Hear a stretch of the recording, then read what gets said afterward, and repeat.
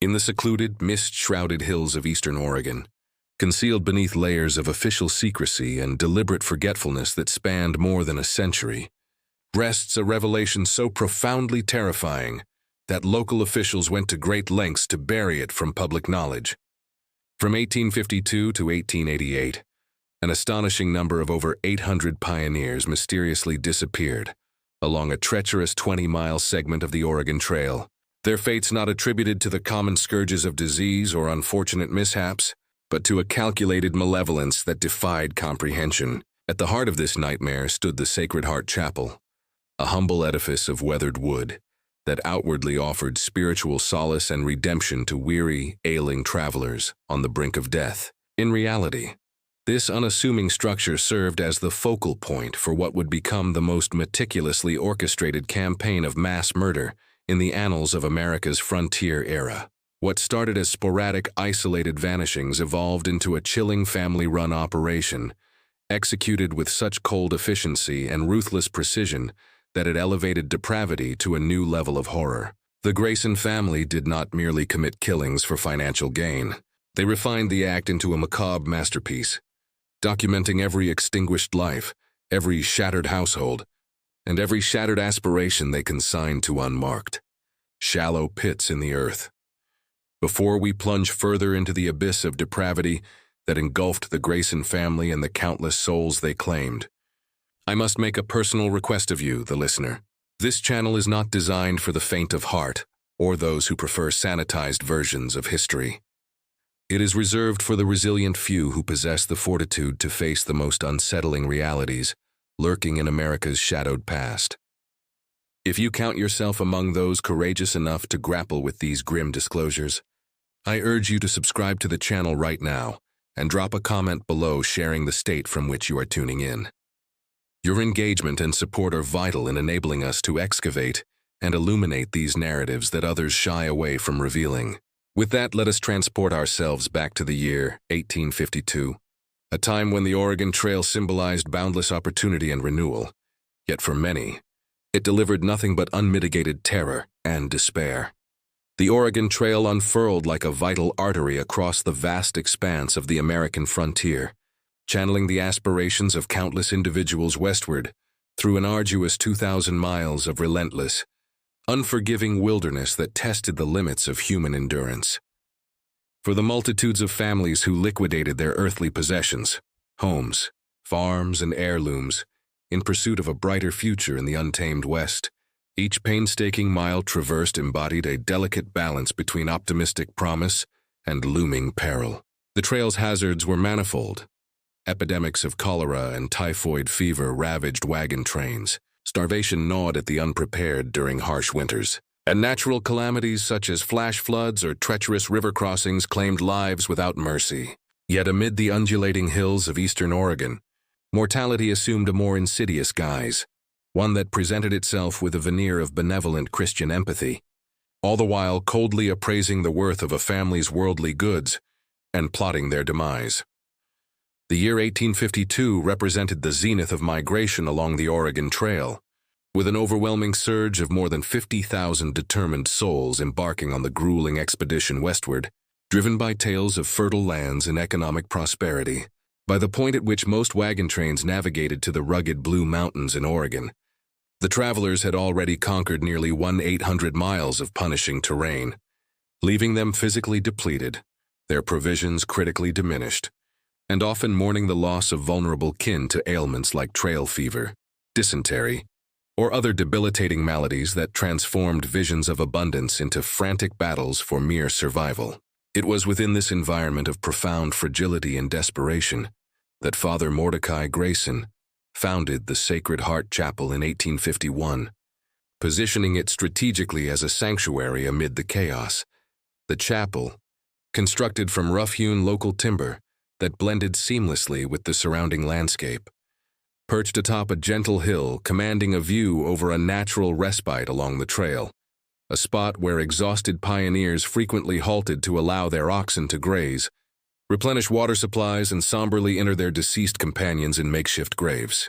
To the passing emigrants battered by months of hardship, the chapel materialized as a manifestation of divine intervention. a luminous symbol of hope amid the desolation, where one could seek not only spiritual consolation, but also, if circumstances demanded, a dignified Christian burial for those who had succumbed to the trail's merciless toll. Father Mordecai Grayson, a towering figure in his 40s with a gaunt frame, piercing gray eyes that seemed to pierce through one's soul, and a resonant voice that exuded authority and conviction, had materialized in the Oregon Territory, professing to be an itinerant missionary, devoted to the spiritual welfare of those forging paths westward. His eloquence in discussing his divine vocation, coupled with an apparent depth of biblical knowledge, proved persuasive enough to win over even the most wary and skeptical of travelers, who had grown accustomed to encountering charlatans and opportunists along the route. Accompanying him was his steadfast wife, who adopted the moniker Sister Constance, a woman whose soft-spoken demeanor and seemingly extensive understanding of herbal remedies and basic medicine rendered her indispensable to families grappling with afflicted children or gravely ill relatives, offering a glimmer of practical aid in moments of crisis. Completing this ominous triad was Brother Ezekiel, Mordecai's younger brother, whose pragmatic disposition contrasted with Mordecai's commanding aura. Ezekiel excelled in manual labors, possessing expertise in animal husbandry and mechanical repairs, always eager to lend a hand to beleaguered families mending broken wagons or tending to fatigued livestock. Together, this trio cultivated an aura of unwavering Christian benevolence that magnetically drew in vulnerable families, much like vulnerable insects are lured to a deceptive flame, promising light but delivering destruction. The chapel's architecture was understated yet impeccably preserved, fashioned from indigenous wood with a modest cemetery adjoining the primary structure, its simple crosses standing as silent sentinels over the departed.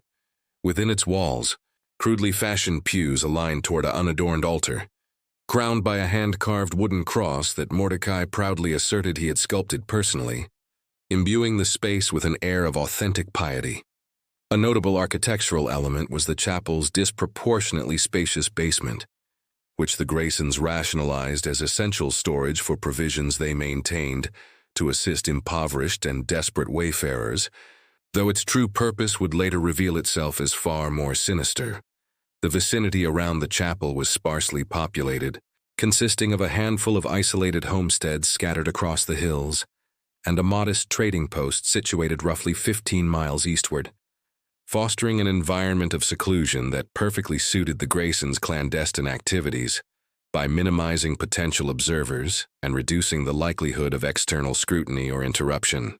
The few local settlers who had interactions with the family typically spoke favorably of them, commending their apparent altruism and devout faith, for who else would commit their existence to ministering to anonymous, perishing strangers in such a remote and forsaken locale? The Graysons' effectiveness stemmed from their acute comprehension of the Oregon Trail's unforgiving exigencies, recognizing that upon reaching their vicinity, many families were contending with acute illnesses, severely depleted resources, and the mental fatigue accumulated from prolonged adversity. They shrewdly positioned themselves as multifaceted saviors, not merely ecclesiastical guides dispensing sermons, but also providers of tangible aid, including rudimentary medical attention, emergency rations, and even short-term lodging for those too enfeebled to press onward immediately. Denominational affiliations held little sway over these desperate souls, whether hailing from Methodist, Baptist, Presbyterian, or other Protestant backgrounds. The Graysons adeptly tailored their ministrations to align with the travelers' beliefs. Mordecai's versatility in various Protestant doctrines allowed him to recite passages in a manner that resonated deeply, prioritizing survival over doctrinal purity in the harsh frontier context. The initial documented vanishing transpired on September 23, 1852, though it would take investigators many years to reconstruct the chronology from fragmented evidence and survivor accounts. The Morrison family, comprising James, his expectant wife Elizabeth, their 3 young offspring, and Elizabeth's aging father, had parted ways with their larger wagon train upon entering Oregon Territory, opting to venture forth independently, buoyed by confidence in covering the final leg unaccompanied. When the Morrisons' wagon suffered a catastrophic axle fracture, merely 2 miles from the Sacred Heart Chapel. The proximity appeared as nothing short of providential intervention.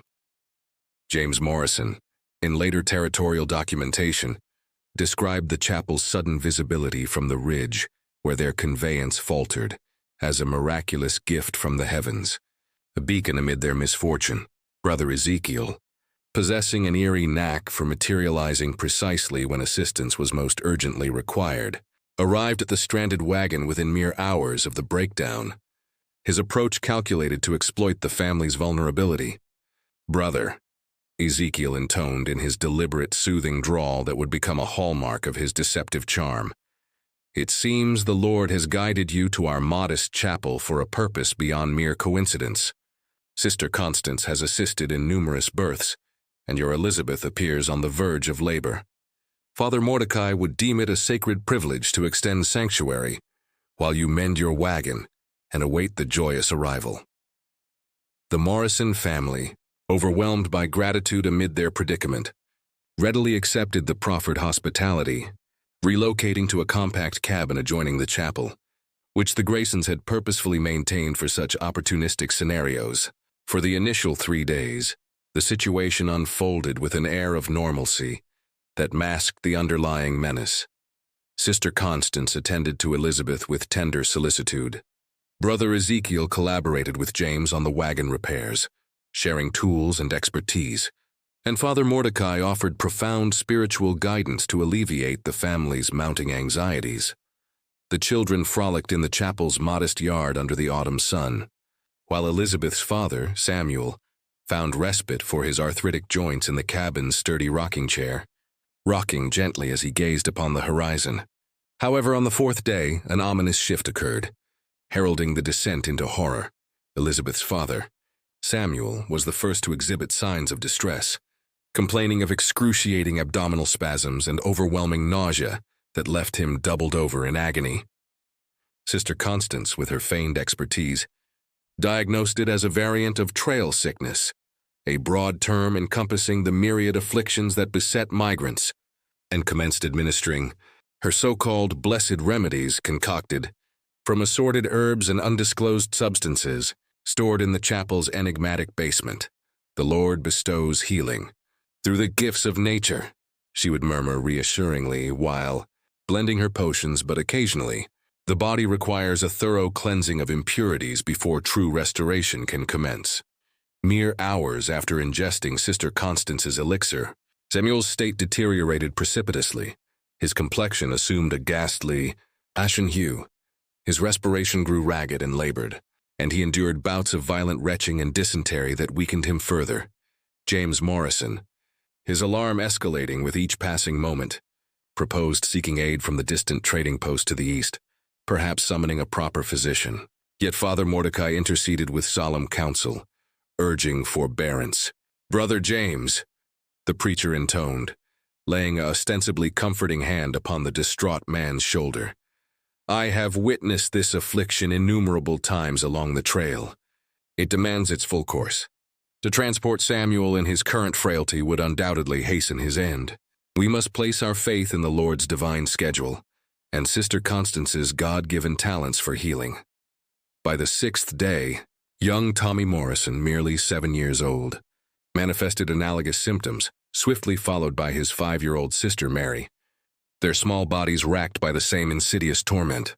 Sister Constance labored with apparent indefatigability, formulating additional remedies, applying what she termed purifying therapies, and maintaining vigilant watch over the ailing family members, her demeanor a perfect facsimile of saintly devotion.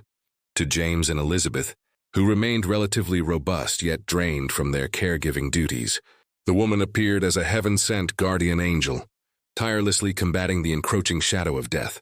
Unbeknownst to them, the reality was infinitely more malevolent and calculated. The blessed remedies dispensed by Sister Constance with such theatrical piety harbored precisely calibrated quantities of arsenic, a toxin the Graysons procured surreptitiously from nearby mining ventures under the pretext of rodent extermination. The resultant symptoms, agonizing cramps, persistent nausea, pallid discoloration of the skin, and eventual systemic collapse, mirrored impeccably the manifestations of prevalent trail maladies, rendering the homicides nearly imperceptible to bereaved relatives already inured to the specter of mortality from their arduous voyage. Samuel Morrison expired on the 7th day, his passing succeeded by Tommy's on the 9th and Mary's on the 11th, each demise punctuated by ornate religious ceremonies orchestrated by Father Mordecai, who delivered eloquent eulogies on the souls ascending to eternal peace with their celestial Father, free from earthly tribulations. The surviving kin, shattered by successive losses yet profoundly appreciative of the Graysons' ostensibly compassionate ministry, refrained from interrogating the rapid cascade of fatalities, rationalizing it as akin to the wholesale decimation of families by epidemics witnessed elsewhere on the trail. What escaped their notice was that, under the veil of night, as the mourners succumbed to exhaustion from lamentation and supplication, Brother Ezekiel methodically rifled through their belongings, compiling exhaustive inventories of valuables with the precision of a seasoned appraiser. The Morrisons had enjoyed modest prosperity in Missouri prior to their departure, their wagon laden with exquisite furnishings, durable implements, cherished familial relics, and a considerable cache of gold coins discreetly sewn into concealed compartments within James's attire. On the 12th day, James Morrison himself commenced displaying the ominous indicators of affliction. Elizabeth, now teetering on the precipice of childbirth and gripped by terror, at the prospect of losing her spouse alongside her progeny and patriarch, implored Sister Constance to deploy every conceivable measure to preserve him. The woman's retort, later recounted as profoundly eerie by those who unearthed the truth, resonated with false piety. "My dear child," Sister Constance cooed, clasping Elizabeth's quivering hands, "certain maladies serve as the Lord's summons for his children to return home. We must refrain from challenging his infinite wisdom, embracing instead his boundless mercy. Your beloved will reunite with your darling infants in paradise, and you shall nurture your newborn knowing your kin awaits in eternal splendor." James Morrison perished on the 14th day, mere hours preceding Elizabeth's delivery of a son, who endured only sufficiently to receive baptism from Father Mordecai's hands. When Elizabeth herself yielded to the identical enigmatic ailment 3 days thereafter, the Morrison lineage had been utterly eradicated in under 3 weeks, their dreams of a new beginning extinguished in the chapel's shadow. To any inquisitive outsider probing the family's destiny, the Graysons proffered a impeccably crafted narrative. The Morrisons had arrived in a state of debilitation and malaise from the trail's rigors, succumbing to a virulent strain of dysentery that occasionally obliterated entire households, despite the valiant endeavors of their devout caretakers who had perilously exposed themselves to contagion in offering solace during the final throes. Father Mordecai had bestowed upon them honorable Christian interments in the chapel's hallowed ground, and their earthly effects had been consecrated to the Lord's ministry, a sanctimonious euphemism veiling outright larceny. Yet the Morrison clan's obliteration signified merely the inception of a far grander horror. The Graysons had stumbled upon a revelation that would irrevocably alter their trajectory and instill dread along the Oregon Trail for the ensuing 36 years. Homicide, when orchestrated with meticulous forethought and cloaked in religious sanctity, could yield extraordinary financial dividends, transforming sporadic opportunism into a thriving venture of death. The triumph of their inaugural familial extermination imparted invaluable insights that would inform the Graysons' modus operandi for decades. Honing their craft into a deadly science, they discerned that solitary families presented more manageable prey than those embedded in convoys, that arsenic's insidious progression flawlessly emulated endemic trail afflictions, and that their ecclesiastical veneer conferred near absolute credence among distraught, faith-clinging individuals seeking scapegoats for their anguish beyond divine decree. Crucially, they realized the Oregon Trail furnished an inexhaustible reservoir of potential victims, individuals whose absences might evade notice for months or indefinitely, given the transient essence of migration. Unlike established settlements where vanishings triggered swift inquiries, the trail teemed with nomadic clans whose precise locations remained unknown to Eastern kinfolk. A household lost in Oregon's wilds could plausibly remain unaccounted for half a year or longer, with the frontier's perils offering myriad credible rationales for their enduring silence. In the wake of the Morrison atrocity, the ensuing months witnessed the Graysons meticulously refining their lethal apparatus, establishing protocols and rhythms that would sustain their longevity. Brother Ezekiel evolved into their reconnaissance operative.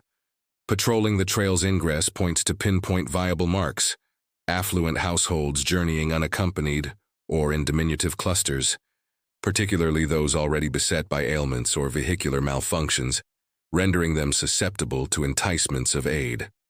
Sister Constance advanced her toxicological artistry, trialing varied dosages and administration vectors to optimize lethality while preserving deniability, ascertaining that arsenic seamlessly camouflaged within herbal infusions, curative elixirs, and even sacramental wine, facilitating the dosing of whole families under pretexts of ecclesiastical or therapeutic benevolence. Father Mordecai, in turn, mastered the art of mental subjugation, ensuring victims' docility amid the demise of their loved ones, by astutely gauging denominational leanings and modulating his dogma accordingly. For Methodists, he accentuated miraculous healing through fervent invocation. For Presbyterians, he invoked predestined fate and God's inscrutable design. For Baptists, he underscored individual redemption and the assurance of celestial reunions. The chapel underwent discreet enhancements to bolster their homicidal venture. The basement expanded and compartmentalized. One sector for warehousing pilfered artifacts, another for compounding arsenic mixtures, and a third functioning as a provisional mortuary for corpses awaiting disposition decisions. They excavated concealed burial sites in a secluded arboreal copse rearward of the chapel, plots destined to cradle the remnants of innumerable casualties. The winter spanning 1852 to 1853 afforded the Graysons a respite for strategic deliberation and readiness ahead of the forthcoming slaughter season, utilizing the trail's dormancy to meticulously catalog the Morrison trove, determining retention, liquidation, or concealment. They initiated liaisons with illicit merchants in Oregon's burgeoning hamlets, forging alliances with individuals indifferent to provenance inquiries. Brother Ezekiel excelled in this facet, his unassuming visage and candid bearing lending credibility to tales of vending assets on behalf of repatriating families or those felled by natural fates. He mastered dispersing transactions across disparate locales, tailoring clientele to merchandise genres, opulent furnishings and domestic wares to affluent colonists, enhancing their abodes, implements and agrarian gear to pragmatic cultivators, ornaments and bullion to specialized traders. By the advent of spring 1853, the Graysons had metamorphosed from novice assassins into consummate hunters, adept in victim curation, execution tactics, cadaver concealment, and revenue extraction. Moreover, they had forged a communal persona, rendering them virtually impervious to doubt. Spring 1853 heralded revitalized trail commerce and novel prospects for the Graysons' familial syndicate. Their sophomore triumph materialized in May with the Hoffman clan, German immigrants of limited English proficiency, hauling a conveyance brimming with prized assets including masterful artisanal instruments, superior fabrics, and a hefty trove of gold representing their accumulated fortune. The Hoffmans epitomized prime quarry. Linguistic barriers fostered reliance on the Graysons for external dialogue. Their alien traditions rendered them enigmatic and potentially dubious to fellow migrants. Their evident prosperity amplified allure. Their scant English impeded heeding subtle cautions or articulating apprehensions effectively. Patriarch Heinrich Hoffmann, a proficient horologist, transported his craft tools and commodities to inaugurate an enterprise in Oregon. His gravid spouse Greta accompanied him, alongside 3 offspring aged 6 to 12, when wagon woes compelled aid-seeking proximate to the Sacred Heart Chapel. The Graysons seized the chance to hone their fatal artistry. This instance, they innovated, eschewing natural malaise on set. Sister Constance initiated minuscule arsenic infusions forthwith, masquerading as prophylactic safeguards against trail contagions, persuading the family that her blessed safeguards would preserve vitality during convalescence. My God, Heinrich uttered in fractured English upon Sister Constance's inaugural proffer. "You are so benevolent to outsiders. The Almighty shall reward your benevolence. The Almighty has already graced us," Sister Constance rejoined with rehearsed earnestness, "by granting the privilege to aid his progeny in distress." The Hoffman liquidation spanned nearly a month, affording the Graysons ample opportunity to scrutinize possessions and strategize dispersal of the invaluable horological apparatus and wares. It also permitted scrutiny of familial dynamics and customs, intelligence enriching subsequent endeavors. By 1853's close, the Graysons had eradicated 3 lineages totaling 16 souls, conceptualizing their venture as a commercial pursuit, demanding rigorous orchestration and scrutiny, akin to any lucrative trade. They commenced archiving not solely victim chattels but methodologies, missteps, and triumphs. These archives, unearthed decades hence in the chapel's concealed alcoves, afforded sleuths a ghastly vista into the orchestrated essence of the Graysons' atrocities. Penned in Father Mordecai's exacting script, the tomes chronicled each lineage's demise with frigid mercantile detachment, enumerating identities, timelines, appropriated items, elimination modes, and liquidation yields.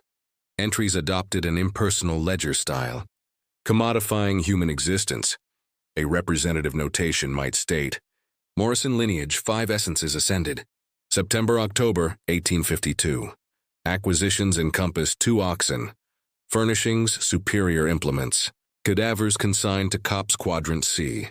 Projected yield $400. Technique, arsenic via therapeutic infusions. Span 17 days. Insights, diminish dosage cadence to prolong duration and mitigate doubt." As tales of the Graysons' philanthropic endeavors proliferated along the trail, they commenced luring prey who deliberately pursued their assistance. Families apprised of the virtuous Christian souls aiding migrants, unwittingly striding into the meticulously laid snare. The Graysons' systematic methodology for mass homicide underwent substantial refinement in their sophomore operational year, evolving from opportunistic killings into a streamlined apparatus where murder was but one cog in a broader criminal machinery.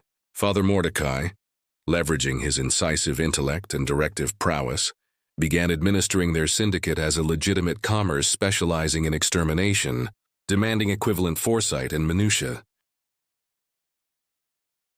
The summer of 1854 signified a pivotal evolution in their tactics upon encountering the Weatherby clan from Tennessee. Charles Weatherby, a erstwhile Confederate officer, elected Oregon's promise over reconstructing his ravaged estate, journeying with spouse Margaret, adolescent twin daughters Sarah and Susan, and Margaret's sibling David, a adept smith bearing his comprehensive forge.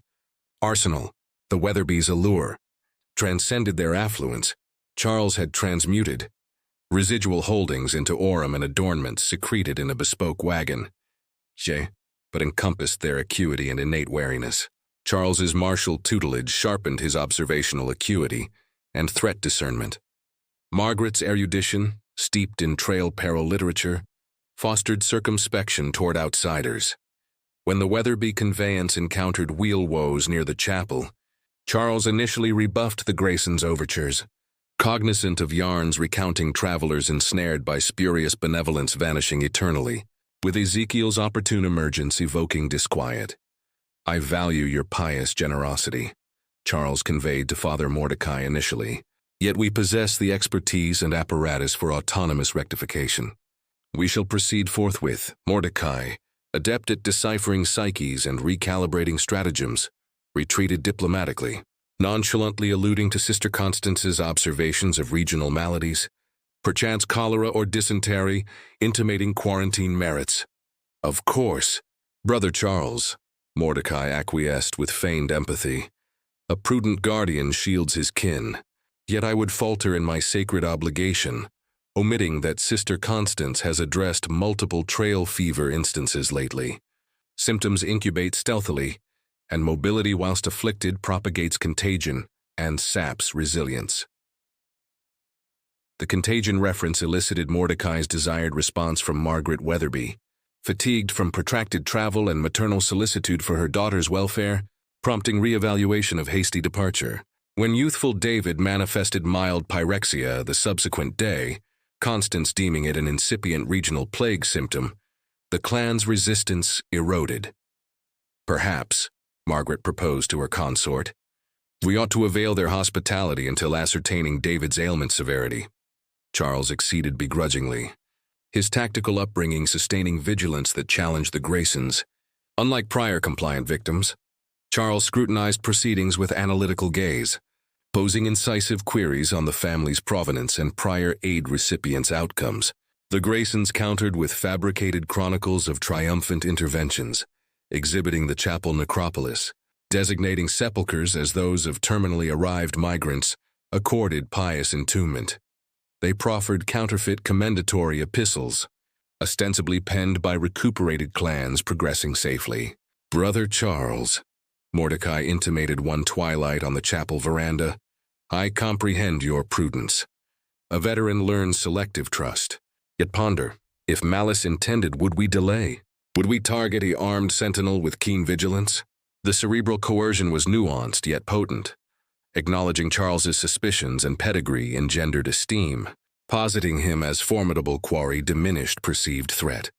Evincing candor progressively dismantled defenses. The Weatherby annihilations extended nearly 6 weeks, the lengthiest interval the Graysons essayed, with Constance initiating infinitesimal arsenic via consecrated water touted for prophylaxis. Doses so minute symptoms accrued incrementally. Simulating organic malaise, David, the frailest, perished foremost, his demise corroborating Constance's admonitions, amplifying familial reliance on her proficiency. Margaret ensued, symptoms ascribed to caregiving strain. Charles, battlefield-honed, detected perturbing motifs, his and daughter's vitality amid others' decline, symptom peculiarities, Grayson's omnipresence during crises. Suspicions climaxed upon espying Ezekiel inventorying his wagon nocturnally. Confronted, Ezekiel professed security vigilance against fauna. The rationale plausible, yet Charles's intuition demurred. "Margaret," he confided to his ailing mate dawnward, "departure imperative. Anomalies abound." Yet Margaret's debility precluded transit, snaring Charles betwixt suspicions and devotion. Resolution materialized when Charles, foraging basement medicinals, unearthed a covert cache of extraneous Voyager artifacts, too intimate, valuable for voluntary relinquishment. A juvenile's plaything evidencing recent possession, an inscribed chronometer, and damningly, a contemporaneous missive to Oregon City undelivered, depicting chapel arrival and gratitude for nurturing kin. Charles comprehended evidentiary trove of antecedent homicides, his lineage systematically envenomed by professed saviors. Alas, epiphany tardy. Margaret expired nocturnally, and Charles awoke symptomatic. Oblivious the Graysons, detecting his wariness, expedited his dosage via supper-time adulteration, enfeebling the ex-soldier, as Charles languished. Daughter's bedside, he vainly cautioned them of Grayson's essence. Dismissed as delirious ravings, the maidens persisting in credence toward their murderers. The Weatherby episode imparted pivotal doctrines. Astute, dubious prey necessitated advanced subterfuge. Protracted timelines, though hazardous, bolstered verisimilitude and lucre. Superior protocols for discerning and neutralizing wary victims essential. Foremost, it affirmed even disciplined intellects succumbable via patient psychologic artistry, emboldening Graysons toward affluent eminent marks. Prior homicide evidence detection prompted enhanced concealment, incinerating identificatory relics, reforging baubles to efface marks, devising intricate caches for deferred retention or vending. By 1854's terminus, Graysons had slain 23 across 7 lineages, their syndicate a polished felony, yielding ample gains whilst veiled, self-perceiving not felons but divine agents, recompensed via victim spoils for ministry. 1855 denoted a watershed in Grayson's lethal trajectory, confronting inaugural grave peril, a target's endurance witnessing sufficiently to dismantle their apparatus. The ordeal commenced conventionally with Patterson clan from Ohio, yet culminated in Grayson's dread of exposure, compelling frantic future deliberations. Thomas Patterson, prosperous Ohio trader, Liquidated holdings for Oregon prospects. Voyaging with spouse Emily, quartet offspring aged 8 to 16. And Emily's sibling Catherine, spinster 30s, familial educator and guardian. Patterson allure transcended opulence. Thomas's aurum and notes conveyance, but encompassed respectability. Disappearance likely noted by associates east and west. Their convoy dissolved near Blue Mountains. Solitary when encountering Ezekiel 5 miles Chapel Ward. Absent malfunction or overt malaise, yet Ezekiel engineered openings. "Afternoon, brother," he hailed. "Admire your oxen, prime beasts. Trade interest for fresh victuals?" Chapel stocks ample. Thomas, astute merchant, appraised warily. Ezekiel's zeal evoking caution. "Obliged," he responded, "yet provisioned adequately." "Proceed directly." Ezekiel prepared, pivoted. "Understand. Yet mention potentially salvific. Sister Constance treats mountain fever cases. Insidious, incubates subtly, enfeebling travel." Emily, maternal, alarmed. "Mountain fever?" "Unheard." "Ma'am," Ezekiel concernedly. Hushed, business averse. Constance's preventives effective pre-symptom. Thomas skeptical. Emily's progeny solicitude activated. Unseen contagion terror. Prophylaxis irresistible. "Thomas," she murmured, "consult medical woman? If plague, precautions warranted." Thomas consented chapel visit for intel. Intending departure, unaware dooming decision. Grayson's welcomed Patterson's with customary pious warmth, subtle coercion. Mordecai impressed Thomas via commerce savvy, Oregon acumen. Constance enchanted Emily with tenderness, child affinity. Ezekiel amused offspring with frontier yarns, skill displays. Hours post-arrival. Family consented overnight for Constance's mountain fever scrutiny. Predictably, incipient symptoms necessitated preventive remedies. Catherine Patterson, Emily's kin, first treated as childless devotee to niece-nephews, health zealous, eagerly ingested, urging others. Yet Catherine's analytic acuity noted overlooked details. Second night, spied Ezekiel wagon inventorying. Queried Constance, dismissed as theft preventive. Ezekiel secures guests' chattels, past pilferage. Plausible, yet Catherine noted anomalies. Mordecai's covetous watch glances. Constance's secretive compounding. Treatment compliance sickest. Suspicions peaked fourth day espying Constance adulterating Timothy's remedy with crystalline powder. Claimed blessed salt. Yet Catherine, pharmacist pattered, recognized inconsistency. Constance's defensiveness aberrant. That eve, Catherine opted feigned ingestion. Expelling covertly, convincing Timothy gamely. Outcome stark, Thomas, Emily, elders weakened. Catherine, Timothy robust. Pattern evident. Regimen adherent sickest. Sixth day, 2 Patterson progeny perished, Thomas moribund. Emily, enfeebled yet lucid, confided. "Emily," Catherine hissed, "poisoning suspected, familial extermination." Emily, initial incredulity. Ire, benevolent Christians, murderers inconceivable. Yet Catherine's delineations swayed. Do? Thomas, children dying, immobile. Catherine resolute. Flee, even lethally. Lingering fatal. Take Timothy, untreated. Catherine's desperate scheme, midnight egress aiding Emily. Timothy cabin flight, provisioning wagon with secreted aurum. Essentials. Agonizingly abandoning Thomas, unconscious elders. Prioritizing salvageable. As prepping departure. Chapel footfalls, Mordecai, alerted, investigating. Swift, Catherine urged. Wagon bed conceal under tarp, silent utterly. Mordecai encountered Catherine wagon side, expression frigid, assessing. Sister Catherine, softly. Rest essential, fever confuses judgment. Sleepless, Catherine steadied. Familial concern, prolonged scrutiny, gauging discovery. Perhaps Mordecai, constant, stronger, soporific, peaceful repose. Catherine grasped immediate lethality intent. As advancing, Emily emerged rearward, despite frailty armed Thomas's firearm. Away, sister, weakly resolute. Distraction seized, Catherine wielded iron tool, cranial strike. Non-lethal stun permitting trio's frantic flight. Wagon receded as Ezekiel emerged, rushing cabin. Likely concluding poison's labor. Escape odyssey nightmarish.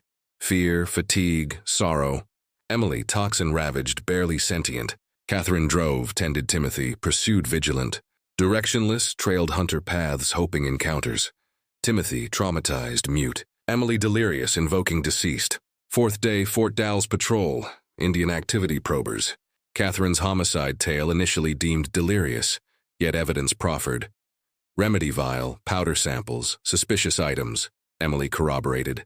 Symptoms arsenic consistent. Subsequent probe unveiled Grayson's atrocity breadth, yet affirmed timely flight. Chapel raid revealed Thomas, elder progeny deceased, arsenic evident. Grayson's fled, absconding basement spoils. Basement disclosures illuminated systematicity. Compartments hoarded dozens lineages chattels, sorted, labeled. Shocking. Mordecai's chronicles detailing Patterson as 37th target. 150+ slain in under 3 years. Murders, yields, methodologies, learnings. Catherine's endurance. Testimony heralded Grayson's downfall. Yet years for comprehending scope, perpetrator pursuit. Meanwhile, religious benevolence exploitation rippled trail communities, altering stranger aid perceptions. Survivors' psychic toll devastating. Emily succumbed within year, organs irreparable. Timothy matured scarred, distrusting clergy, nightmare-plagued, unmarried, childless, frontier guiding, safeguarding others from familial doom. Catherine obsessed Grayson's exposure, testifying military, territorial, federal, pivotal witness, recollections decoding methodology, secret archives. Yet Grayson's post-chapel flight, proactive trail knowledge, victim wealth, identity reinvention prepped contingencies for relocated operations. Grayson's pursuit commenced autumn 1855. Fugitives advantaged, terrain familiarity, amassed funds, identity fluidity, communal integration sans past scrutiny. Federal Marshal William Harris, probe lead, confronted unprecedented, not impulsive felons, but orchestrated slayers exploiting trust via piety, many disbelieving their culpability. Not passion killers, Harris reported. Calculating hunters manipulating faith charity evilly, resourced, intelligent reinvention capable. Breakthrough spring 1857. California reports dubious remote mission near Oregon-California frontier. Divine Mercy mission emerged abruptly, accessing multiple routes. Aid seekers vanishing mysteriously. Operators. Father Benedict Morrison, Sister Mary Morrison, Brother Thomas Morrison. Devout kin aiding charitably. Harris recognized Patterson testimony pattern. Chapel evidence. Mission strategically intercepted isolated, fatigued Oregon-California voyagers. Structure larger, basement expansive, outbuildings multi-purpose for homicide theft. Northern California authorities noted missing lineages matching Grayson's prey. Affluent solos, small groups chapel seeking. Evaporating traceless, Harris assembled federal military team, vowing no repeat escape. Evidence destruction prevention via meticulous execution. Weak surveillance from Hill conceals confirmed. Morrison's Grayson's. Resumed refined killings. Witnessed Henderson clan Missouri arrival. Prosperous farmers. 4 offspring. California-bound wagon-laden farming gear, domestics. Finances, Grayson's Henderson approach mirrored pattern. Mordecai, Benedict greeted. Wealth vulnerability assessed. Constance Mary targeted susceptibles medically. Ezekiel Thomas appraised possessions transport. Surveillance unveiled evolutions. Accomplice recruitment. Local traitor scout posers aiding lookout murder. Advanced cadaver concealment. Chilling, expedited annihilation experiments. Days over weeks deeming protracted risky. Harris dilemmatic. Henderson entrapment observed. Immediate intervention salvific yet flight risky. Delay evidentiary yet lethal. Decision forced. Agent spied Ezekiel mega-dosing youngest Henderson. Healthy mourn, post-milk violent illness. Act now, Harris commanded. No further familial sacrifice. Divine Mercy, dawn raid June 15, 1857. 2 post-chapel escape years, encircled slumbering compound. Escape evidence thwart. Interior exceeded horrors. Basement 20+ lineages chattels. Surpassing locale tenure. Multi-territory operations pre-Oregon since 1845. Relocating circumstance-driven. Death trail investigators nascently grasping. Mordecai's diaries chronicled psychic progression, early guilt, pious rationalization, mercy to sufferers, divine reward, later moral void, profit efficiency soul, lives inventory, murder operational norm. Diaries resembled thriving enterprise logs, humanity commodified, future expansions plotted, multi-sites, kin-operated varied routes, mass simultaneous killings, solo inefficiency bemoaned. Henderson early poison capture enabled salvage, testimony on manipulation. Poisoning as treatment, James Henderson. Seemed divine emissaries. Mary gentle children, knowledgeable sickness. Benedict scriptural authority. Murderer suggestion ludicrous. Grayson's psychologic artistry deceived warned. Intelligent via religious medical charitable facade. Constance interrogation remorseless. Angered incomplete treatments. Insisting families better deceased than suffering. Dying anyway, she Harris told. Comforted finals, possessions God's work not wasted. Mercy otherwise denied. Ezekiel silent, follower obedient sans moral query. Mordecai transformed. Charismatic preacher to emotionless killer. Miscomprehend achievements, investigators told. Eradicated weak diseased. Wealth redistributed protectable deserving spiritual solace. Horrible deaths alternative. Natural selection divine instruments. Investigation expanded. Records linked unsolved vanishings Western territories, unexplained absences, anomalous graves, remote religious illness reports patterning Grayson's. Completion. 800+ murders multi-states territories connected, likely undercount. Many unreported transients. Grayson's September 1857 trial sensational frontier proceeding. Prosecution. Territorial Attorney General Samuel Morrison led. Challenged concealed crimes deceased victim sans testimony. Pivotal. Mordecai's self-penned records, murder details. Methods, thefts, yields. Undisputable confessions. Catherine Patterson testimony contextualized execution. Manipulation. Henderson testimony evidenced post-escape resumption refinement, damning sites physicals, poison tools, grave maps black market correspondence. Defense claimed legitimate care, natural deaths, possessions, purchases, inheritances, yet prosecution proved death patterns impossible sans intent. Medicals confirmed arsenic over trail diseases. Records murder for profit explicit. 6-week trial national. Noted newspapers reported systematic trail family slayings by missionary posers, underscoring migrant vulnerability. Isolated aid exploitation. Mordecai convicted multiple murder, hanged. Constance murder, life imprisoned. Frontier female precedent. Ezekiel accessory. 20 years territorial. Executions imprisonment terminated horrific syndicate. Yet impact transcended. Altered stranger aid approaches. Amplified route patrols. Frontier religious confronted faith charity exploitation. Legitimate missionaries facing suspicion distinguishing genuine from criminal. Exposed enforcement communication frailties. Decade operation via interterritorial info voids. Spurring missing person systematization. Catherine never recovered trauma. Advocating traveler protections. Suspicious religious probes. Nephew Timothy scarred adulthood. Unwed, childless. Guiding families evading familial fate. Sites razed. Chapel 1858 torched. Mission dismantled.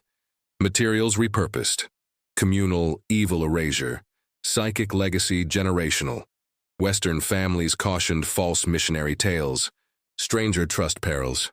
Case queried evil nature. Ordinary extraordinary crime capacity. Grayson's intelligent articulate. Pious pillars facade decade maintained. Demonstrated methodical, organized, sustained evil apparent community stalwarts. Disturbing, self-justified as service, eliminating weak, redistributing, moral corruption dangerous beyond greed. Grayson's legacy reminds frontier-shaped courageous pioneers and vulnerability exploiting predators. 800 victims dark westward expansion chapter. Revealing human good-evil spectrum. Story testifies vigilance import. Blind trust perils, innocent price evil righteousness disguised. Ultimately, Grayson's crimes warn dangerous predators exploit noblest instincts malevolently. Today, indeed 50-plus years post-justice, Grayson's haunt American West memory. Destroyed families, betrayed trust, truncated lives remind vulnerability. Desperation, exploitation opportunities. Catherine-like survivors' courage counter darkness, risking exposure justice. Saving futures, alerting authorities, public religious authority, criminal masks. Remembering honors, victims deceased. Survivors unchallenged, evil defiant. Grayson's story reminds darkest moments. Truth standers refuse, evil triumph. What think this frontier chill? Alters romanticized expansion views? Grayson's charity exploitation reveals human darkest misplaced trust price. If chills, hidden frontier dangers thoughts, shared dark mystery lover. Like support forgotten horror illumination. Subscribe Misshaping America Truths. Next Pioneer Conquer Tales. Remember surviving Grayson's like. Murder family business, evil religious devotion masked.